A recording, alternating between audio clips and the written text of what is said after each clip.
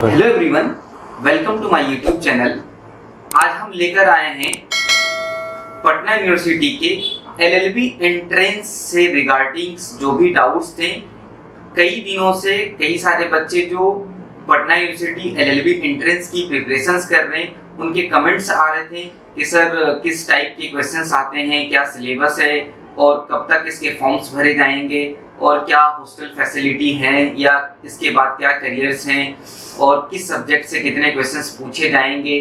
तो उन सभी डाउट्स को क्लियर करने के लिए मैंने पटना लॉ कॉलेज के प्रिंसिपल शरीफ सर से एक इंटरव्यू शेड्यूल किया है, जो आपके क्वेश्चंस थे उस क्वेश्चंस के डाउट्स को क्लियर करने के लिए। आइए देखते हैं। थैंक यू सर टाइम देने के लिए। चलिए बहुत अच्छी बात। ओके सर, एक्चुअली काफ़ी एलएलबी के लिए मैं वीडियो डालता हूँ यूट्यूब चैनल पे, और ये आप पटना यूनिवर्सिटी के जो पटना लॉ कॉलेज हैं बिहार में काफ़ी फेमस कॉलेज हैं और टॉप मोस्ट कॉलेज हैं। तो कई सारे जो स्टूडेंट्स हैं वो यहाँ से एलएलबी करना चाहते हैं और उनके कई सारे डाउट्स थे कि क्या क्या एलिजिबिलिटी है एलएलबी के लिए एंट्रेंस एग्ज़ाम, और कैसे होते हैं कि जो एंट्रेंस एग्ज़ाम दे सकते हैं उसके लिए क्या 12th पास होना या फिर क्या क्राइटेरिया है। इनफैक्ट देखिए, एलएलबी हमारा जो है ये 3 इयर्स का कोर्स है। एलएलबी आफ्टर +2 5 इयर्स इसको इंटीग्रेटेड कहते हैं। ओके। एलएलबी ऑफ 3 इयर्स जो ग्रेजुएशन के बाद होता है। तो अभी हमारे यहाँ 3 इयर्स का कोर्स है और उसके लिए जो क्वालिफिकेशन चाहिए वो ग्रेजुएशन चाहिए, graduation in discipline. Okay. Even जो मेडिकल से जो एमबीबीएस हैं या जो इंजीनियर्स हैं, ऐसे लोग भी उसमें एडमिशन ले सकते हैं। और उनको ऑनर्स में 45% मार्क्स चाहिए और ऑनर्स नहीं है तो 55% मार्क्स चाहिए। ओके। किसी भी कैटेगरी कोई लिमिटेशन, एज बार नहीं है। ओके। हाँ, किसी एज का आदमी भी एडमिशन ले सकता है, subject to should have 45% marks in graduation in honours papers and 55% without honours, तो अपीयर हो सकता है। Okay sir. उसकी प्रक्रिया यह है कि आपको पटना यूनिवर्सिटी के साइट पे फॉर्म्स आते हैं। यूनिवर्सिटी के जो सारे कोर्सेज होते हैं, तो सारे कोर्सेज के साथ एलएलबी का भी फॉर्म होता है, उसको ऑनलाइन भरना होता है। और ऑनलाइन भरने के बाद फिर उसकी एंट्रेंस टेस्ट का डेट अनाउंस होता है और एडमिट कार्ड ऑनलाइन ही आपको डाउनलोड करना होता है। ओके। और सेंटर पटना में होता है। पटना में होता है, पटना से बाहर नहीं होता है। सेंटर कॉलेज में नहीं होता है, किसी और कॉलेज में, क्योंकि स्टूडेंट्स ज़्यादा होते हैं तो कहीं और मैनेज करते हैं। ऑब्जेक्टिव क्वेश्चंस होते हैं, निगेटिव मार्किंग नहीं है, ऑब्जेक्टिव क्वेश्चंस होते हैं। ओके। और 100 क्वेश्चंस होते हैं। Okay sir. 100 क्वेश्चंस में 4 सेगमेंट्स हैं उसके। जीके जीएस होता है 50 मार्क्स,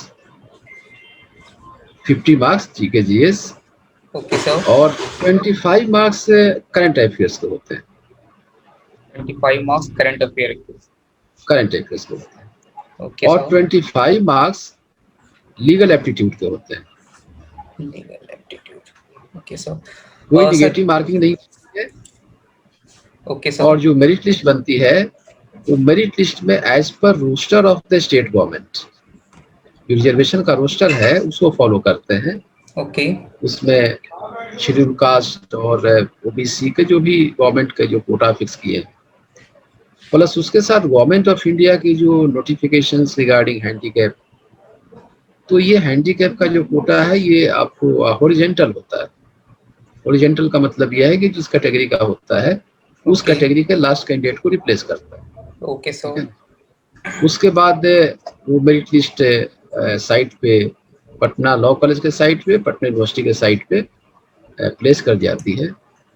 और जिन कैंडिडेट्स का सिलेक्शन होता है वो कैंडिडेट्स को हम लोग एसएमएस भी कर देते हैं, फिर समय दिया जाता है। क्योंकि गवर्नमेंट कॉलेज है इसलिए इसके फी स्ट्रक्चर अभी बहुत कम है, ना के बराबर। नियर अबाउट 2200 या 2300 पर ईयर, एक साल में। इतना मैं समझता हूँ कि हिंदुस्तान में शायद ही कहीं की होगी। और स्टेट गवर्नमेंट की पॉलिसी है कि लड़कियों से पैसा नहीं लेते हैं, शेड्यूल कास्ट से पैसा नहीं लेते हैं। ओके। BC1 की भी फी कुछ कम होती है।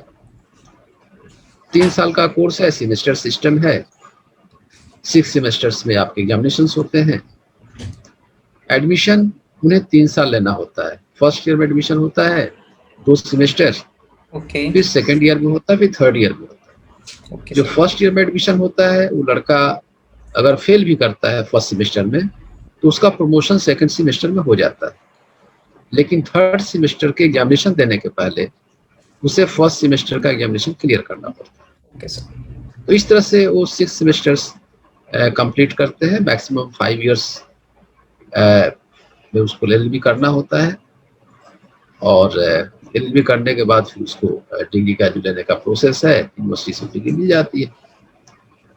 ठीक है सर, जो ग्रेजुएशन में 45% मार्क्स चाहिए एंट्रेंस में एलिजिबल होने के लिए, तो वो सभी के लिए इक्वल है या किसी कैटेगरी को उसको थोड़ा उसमें रिलैक्स दिया जाएगा? 45% मार्क्स जनरल है और शेड्यूल कास्ट के लिए 40%। Okay sir.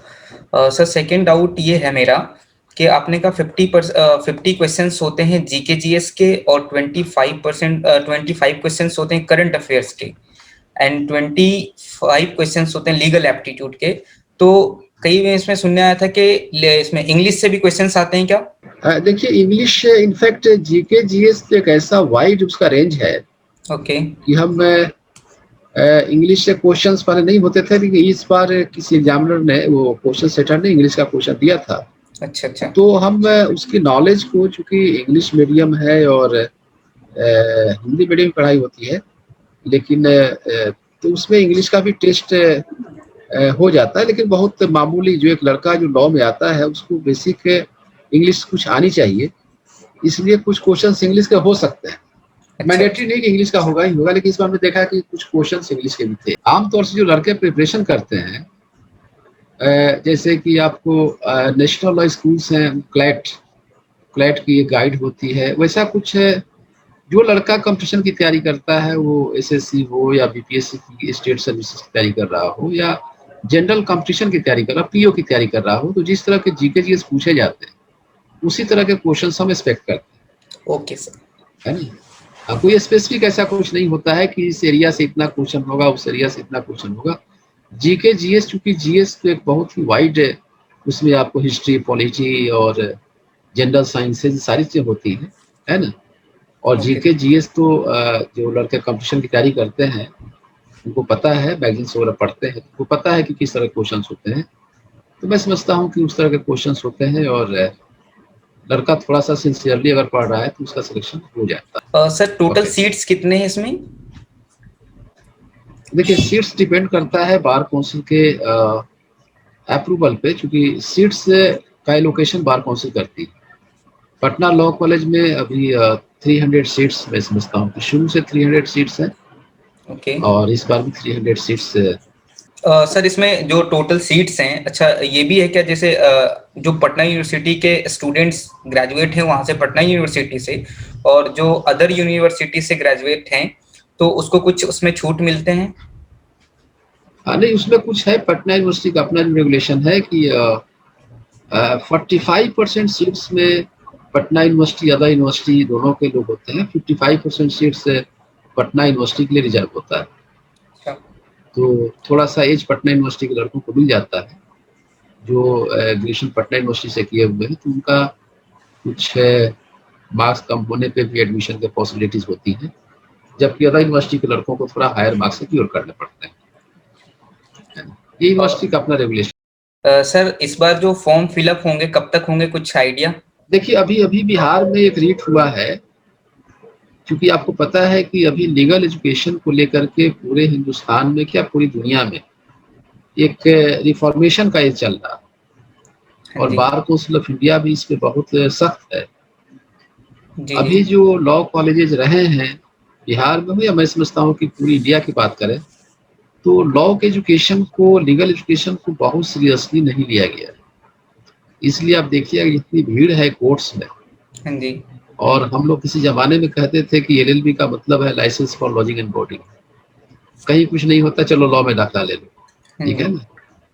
लेकिन जिस तरह से अभी लीगल एजुकेशन का जो इम्पोर्टेंस हुआ है, उस तरह से लीगल एजुकेशन की क्वालिटी सामने नहीं आ पा रही। तो इसलिए एक रीट हुआ है, और रिट में आज ही हाई कोर्ट का कुछ बहुत ही सख्त आदेश आया है कि जब तक लॉ कॉलेजेस के जो बेसिक इंफ्रास्ट्रक्चर है प्लस टीचर्स की जो शॉर्टेज है, उसको जब तक सरकार दूर नहीं करती है तब तक एडमिशन नहीं लिया जाएगा। इस ओके तरह सर। का कुछ अच्छा अच्छा। आदेश हुआ है। अभी हमने ऑर्डर देखा नहीं है, लेकिन जो न्यूज़ फ्लैश हो रही है उसमें हमने देखा इसको। कल बहुत डिटेल में अखबार में आ जाएगा। Okay sir okay. लेकिन बहरहाल वो फिर 23 अप्रैल को इसकी हियरिंग है, और मैं समझता हूँ कि बिहार सरकार ने भी एक लेटर दिया है, लेटर मेरे पास भी आया है, हाँ जी। कि जो भी टीचिंग नॉन टीचिंग की स्ट्रेंथ है, जो वैकेंट पोस्ट है, वैकेंट पोस्ट के अगेंस्ट में आप जल्दी रोस्टर क्लियर करा करके भेजें, ताकि अपॉइंटमेंट की प्रक्रिया शुरू हो सके। 31 मार्च तक भेजना है। तो मतलब ये नॉर्मली सब क्या होता है कि अप्रैल में फॉर्म्स आते हैं, अच्छा है ना। हमको लगता है कि लॉ का इस बार शायद अप्रैल में अगर 23 अप्रैल को कुछ क्लियर हो जाता है तो अप्रैल के लास्ट में आ जाए, मई में। लेकिन मैं समझता हूँ कि ये कोर्ट के आदेश पे डिपेंड करता है। Okay sir okay. यहाँ बिहार में कुछ प्राइवेट लॉ कॉलेजेस भी हैं और गवर्नमेंट लॉ कॉलेजेस भी हैं यूनिवर्सिटी के। तो पटना लॉ कॉलेज एक कंसिस्टेंट यूनिट, फी स्ट्रक्चर बहुत ही कम है। तो जब बहुत कम फी स्ट्रक्चर होगा तो जाहिर सी बात है कि लड़के चाहेंगे कि यहाँ एडमिशन लें। और रूरल बैकग्राउंड से लड़के आते हैं, गरीब लड़के आते हैं, जिसके पास पैसे हैं और वो तो प्राइवेट इंस्टीट्यूशन में चले जाते हैं। प्राइवेट इंस्टीट्यूशन में दुकान खोल कर बैठे हुए हैं, वहाँ लैक्स ऑफ रुपीज फी है। बिल्कुल सर तो बिल्कुल। इसलिए खैर सर आपके यहाँ हॉस्टल भी प्रोवाइड करते हैं जो बच्चे एडमिशन लेते हैं? देखिए, हमारे यहाँ हॉस्टल है। हम बहुत लिमिटेड लड़कों को सीट दे पाते हैं, है अच्छा ना। ये हमारे यहाँ 2 हॉस्टल्स थे। एक हॉस्टल बहुत डिलेक्टेड कंडीशन में है और एक हॉस्टल है उसमें 52 कमरे हैं। तो उसमें first year, second year, third year सारे बच्चों को मिला करके हम उसको अलॉट करते हैं। ऐसा नहीं है कि जिसका एडमिशन हो गया सबको हम हॉस्टल दे पाएंगे, बिल्कुल लेकिन हाँ। वो मेरिट के हिसाब से हॉस्टल का अलॉटमेंट होता अच्छा है। मेरिट के बेस, हॉस्टल जो मेरिट के बेस पे मिलते हैं। ये जो मेरिट आप किसके बेस पे बनाते हैं? जो एंट्रेंस में एग्जाम के मार्क्स होते हैं? इंट्रेंस की मेरिट होती है। अच्छा ओके। मेरिट इंट्रेंस की होती है। सर थोड़ा सा आपसे ये गाइड लेना है, जो बच्चे कई सारे हैं कि जो तैयारी कर रहे हैं इस बार एलएलबी एंट्रेंस के लिए जो 2021 में अपियर होंगे, तो वो कहाँ से तैयारी करें? कुछ आइडिया दे सकते हैं? क्योंकि क्वेश्चंस इसके अवेलेबल है नहीं कि किस टाइप के क्वेश्चंस आते हैं पटना यूनिवर्सिटी के एंट्रेंस में, तो कुछ गाइडेंस आप दे सकते हैं वो कहाँ से पढ़ें? अब वो थोड़ा सा डिपेंड करता है कि क्वेश्चन सेटर किस तरह का क्वेश्चन सेट करते हैं। अच्छा और जीके जीएस का कोई सिलेबस नहीं होता। बिल्कुल GK sir. GS everything under the sun तो जीके जीएस में आता है। लेकिन हम एक्सपेक्ट करते हैं कि जो लड़का रेगुलर कॉम्पिटिशन्स की गाइड पढ़ रहा है, तो उसी तरह से जिस तरह से जनरल कोर्सेज की तैयारी करते हैं, जनरल कॉम्पिटिशन्स की तैयारी करते हैं, और उसमें जो जीके जीएस का और करंट अफेयर्स का पोर्शन होता है, उससे वो कवर हो जाता है। लीगल एप्टीट्यूड के लिए उससे थोड़ा सा जो क्लैट की गाइड है, और क्लैट की गाइड में जो लीगल एप्टीट्यूड का है, या कुछ देखा पटना लॉ कॉलेज के लिए भी एक आध गाइड कुछ लोगों ने निकाला है, हाँ जी। है ना। तो उस पे वो कवर हो जाता है, क्योंकि लीगल एप्टीट्यूड का मतलब है कि थोड़ा लॉ के बारे में मोटी मोटी बातें उसको जानना चाहिए, हाँ है ना। जी। जैसे मर्डर है, मर्डर किस सेक्शन में आता है ना, कल्पेबल होमिसाइड क्या है, या इस तरह से कुछ चीजें होती हैं लीगल एप्टीट्यूड में। उसे लॉ के बारे में कुछ मोटी मोटी बातें जाननी चाहिए। सर एक लास्ट क्वेश्चन से कि एलएलबी करने के बाद फिर वो किस फील्ड में जा सकते हैं? क्या करियर है? देखिए, एलएलबी एक प्रोफेशनल कोर्स है ना। ओके और एक ऐसा कोर्स है इसमें 100% प्लेसमेंट है। Okay sir. जब आप प्रोफेशनल कोर्स में जाते हैं तो आपके ऊपर डिपेंड करता है कि आपने उस कोर्स को किया कैसे। 3 साल का समय मिलता है आपको, और 3 साल में अगर आपने लॉ अच्छा से किया है तो आपका प्लेसमेंट हो जाएगा। आप कहीं भी कोर्ट में जाएंगे तो अभी कोर्ट में देखिए भीड़ तो बहुत है जी भीड़ बहुत है, लेकिन बिल्कुल फिर भी अच्छे एडवोकेट्स की इतनी कमी है। आप किसी मामले में अगर कोर्ट में जाएंगे, अल्लाह न करे कि आपको वहाँ जाना पड़े, बिल्कुल लेकिन सर। उसको देखिए कितने अभी अभी अभी अच्छे एडवोकेट्स की कमी बिल्कुल है ना। सर। तो अगर उस लड़के ने 3 साल अच्छा से लॉ किया है तो कोर्ट में तो बहुत अच्छा करेगा, नंबर 1। अच्छा नंबर 2, एलएलबी में जो पेपर्स हैं, लॉ के पेपर्स, हाँ जी, करके ग्रेजुएशन करके कि कंपटीशन की तैयारी करते हैं, है ना?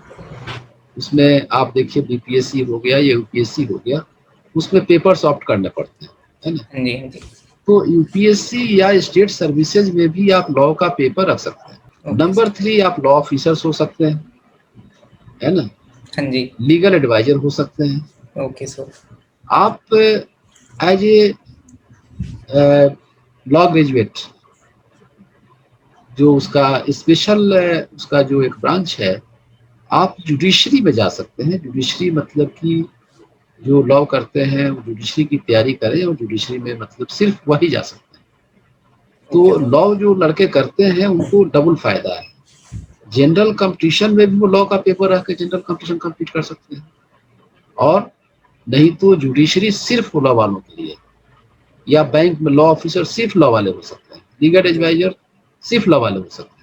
हाँ जी। तो इसलिए लॉ डिग्री जो है बहुत अच्छी डिग्री है, और जो लड़का अच्छा, सबसे बड़ी बात है कि अगर नाम के सामने एलएलबी लगा हुआ है, आपके घर के बिल्कुल, सामने एडवोकेट लगा हुआ है, तो बिल्कुल, एक अच्छा इंप्रेशन भी पड़ता है कि बिल्कुल, हाँ, ये आदमी लॉ का कुछ जानकार होगा, तो अगल बगल के लोग भी आपसे कुछ मशवरा लेने आ जाएंगे, कोई बात नहीं। बिल्कुल।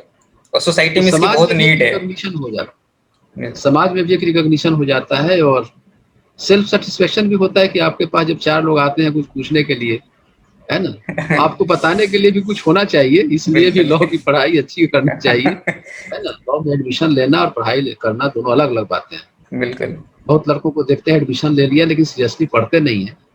जब एलएलबी की डिग्री मिल जाती है तब बैठते हैं फिर कंपटीशन की तैयारी करने, तो उनको 3 साल और पढ़ना पड़ता है। तो बिल्कुल। यानी कि वो 3 साल तक गार्जियन पे और बोझ बन जाते हैं।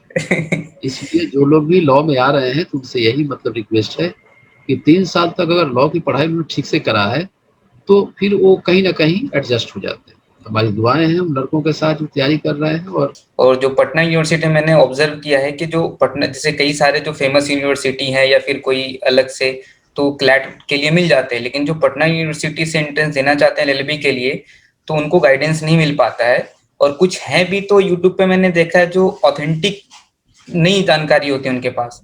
तो फिर मैंने अप्रोच किया शायद आपसे ऑथेंटिक जानकारी मिल जाए, ताकि जो नीड जिसको जिस स्टूडेंट को है सही जानकारी मिलने के बाद वो प्रिपरेशन करे तो अच्छा रहेगा उनके फ्यूचर के लिए। अभी-अभी सब कुछ आपको पटना आप लॉ कॉलेज के साइट पे जाइएगा तो अवेलेबल है। आप लॉ कॉलेज के साइट पे जाइए, अप टू डेट चीज़ें हैं, और जो भी चीज़ें आती हैं उसको हम साइट पे करवा देते हैं। इतने कम पैसे में 2 ढाई हज़ार में आपको कहीं भी किसी भी लॉ कॉलेज में इतनी कम सस्ती पढ़ाई नहीं। सर हमारे जो यहाँ जितने टीचर्स हैं, सारे टीचर्स पीएचडी हैं और जेआरएफ हैं, कमीशन से अपॉइंटेड हैं, बिल्कुल सर, और बिल्कुल। इस कॉलेज का बहुत पुराना इतिहास है, हाँ, हाँ। शायद आपको पता नहीं हो। जी, जी, जी। इस कॉलेज को 2 चीफ जस्टिस ऑफ इंडिया दिया है, और मोर देन 100 हाई कोर्ट और सुप्रीम कोर्ट के जजेस हैं, और अभी तो सुप्रीम कोर्ट में भी आपको